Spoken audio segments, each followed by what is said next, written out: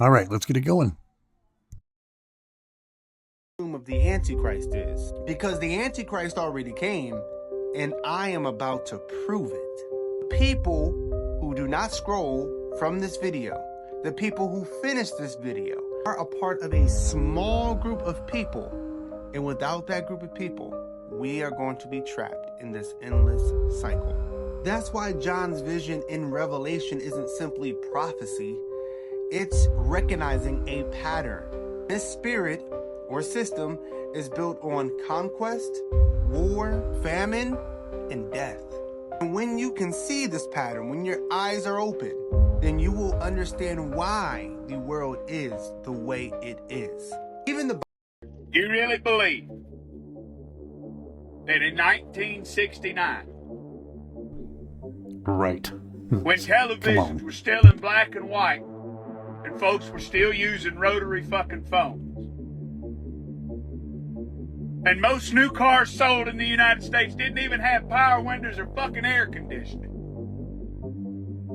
that we just strapped two cowboys into what was essentially a fucking Coke can with a Chevy small block attached to it, and just launched them motherfuckers out into orbit on nothing more than a hope and a fucking dream, and somehow managed to land that glorified bottle rocket safely on an uncharted lunar surface, where they then got out and played hopscotch for a few hours, and then they got right back inside that motherfucker, and then somehow managed to launch themselves back off the goddamn moon with no infrastructure.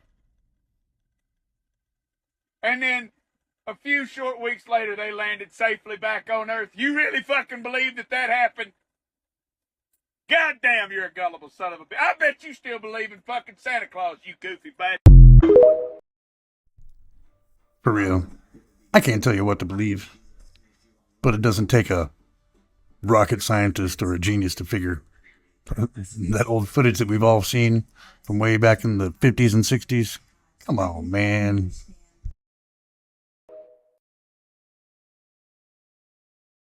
All right, Ilya Berkowitz here at the Gurina Airport. What in the world is going on here? What in the world is an interesting expression. The world has just changed in ways that people are only now beginning to feel. The red heifers have just arrived in Israel. They're still less than a year old. They have to be 2 years old in one day. But when they are 2 years old in one day, we can perform the red heifer ceremony, and that will allow us to begin the temple service in completeness. We don't need the temple to do that. We just need a small altar in the proper space on the Temple Mount. And when we begin the temple service, then it can become a house of prayer for all nations. And that's what we're all waiting for. I want to take your sacrifice up, dude. You come to me. I want to be the one to take yours up. I'm looking forward to that day. Me too.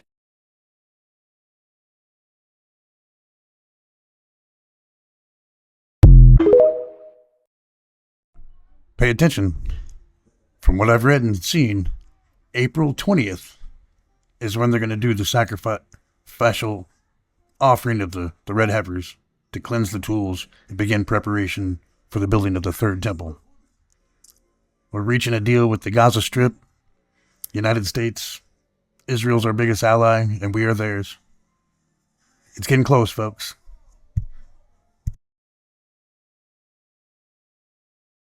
Now look at this.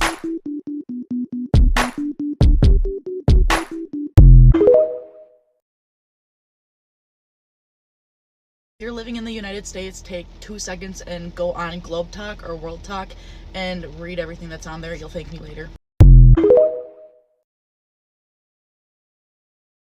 I just made a discovery that will shock you to your core. All of humanity is about to stand in awe at this final moment. And no, I'm not exaggerating, but I'll let you be the judge of that. Did you know that life as you know it right now was manifested in the 40s and in the 30s, even in the 20s, of satanic rituals done in the California desert by some of the biggest names in the world? Walt Disney, L. Ron Hubbard, Jack Parsons, the father of our modern rocket technology, which he got from a weird source, by the way. We'll get into that. And so many more, because the secret is not so secret, even though you don't know what it is. Aleister Crowley, Walt Disney, Jack Parsons, they were all friends. Half of them worked for our own government. But what in the world were they doing? I had to block out a word right here. A word that has to do with intimacy. They were using intimate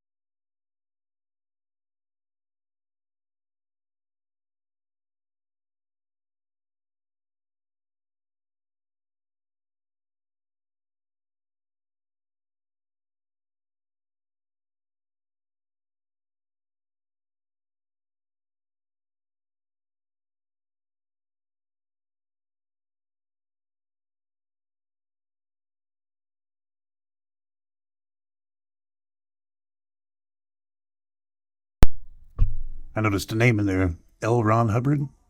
Wasn't he the founder of Scientology or one of the big promoters? I actually remember growing up in the 80s and 90s and seeing these infomercials and commercials all the time for L. Ron Hubbard's new book, blah, blah, blah.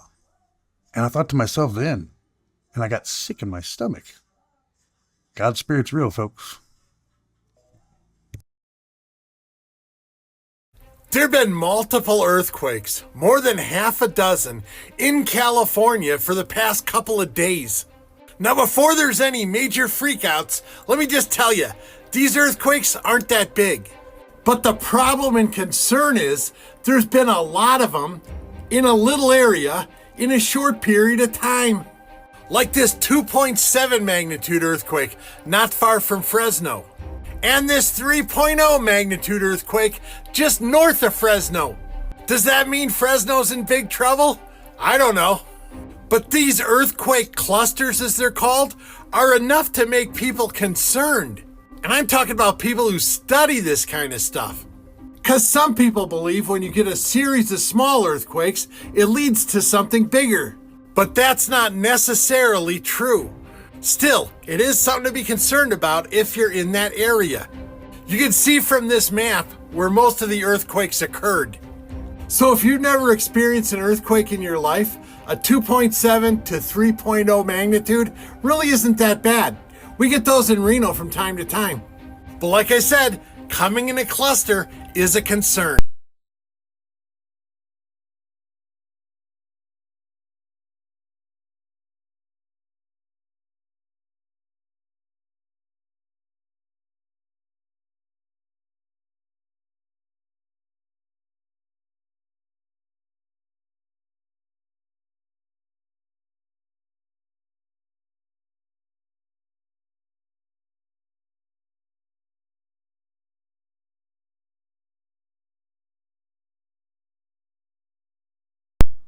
Get ready, folks. Possible blackout, electrical grid goes down. Man, these tariffs, we'll see what happens. Are we going to incorporate Canada into the American infrastructure, or are they going to fight against us and fight this war? Well, sorry for that word. You know, WW3 is right around the corner.